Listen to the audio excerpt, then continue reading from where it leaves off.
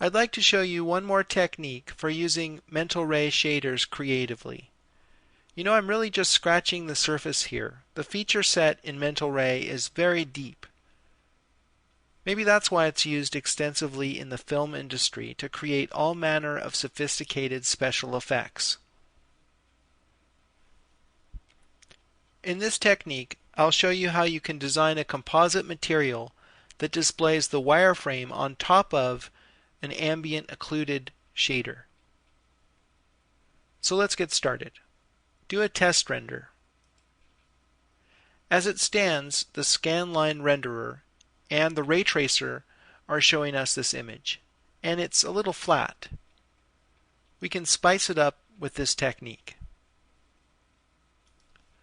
Open the Render Scene dialog, go to the bottom of the Common tab, and assign Mental Ray as the production renderer. Go to the Processing tab and enable Material Override. I'm doing this because I want to override the material assigned to the chair, and I don't want to lose that material, so this is a good way of doing that. Click the None button and assign a composite material. Now I want to design that material, so it's necessary to open the material editor. I'll drag this material into the editor and drop it. Make sure to instance it. Then rename this Wireframe over Ambient Occlusion. That's just what I'm going to do. Open the navigator to help you understand the hierarchy of the material. So right now the composite has a base material inside of it, upon which the ultimate composite is built. So we have to start in the base. And right now that's a standard material. Change that to Mental Ray. Remember, the Mental Ray material type is really like a structure that holds shaders.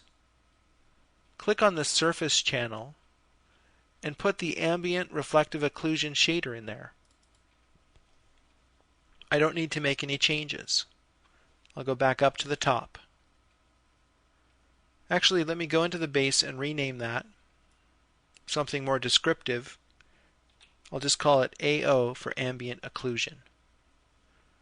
So far, I have an ambient occlusion going on, and I want to composite that with another material right here. Click on the None button in the Material 1 slot, and I want to design a wireframe material. The easiest way to do that is simply to use the standard material. Check Wire. That's all you have to do to create a wireframe material. Because this is a composite, it's going to display the wireframe on top of the ambient occlusion. So let's go ahead and give it a whirl. Do a rendering, and you'll see the effect. We are not using indirect illumination at all. So there you have it. Design a composite material using more than one shader in Mental Ray.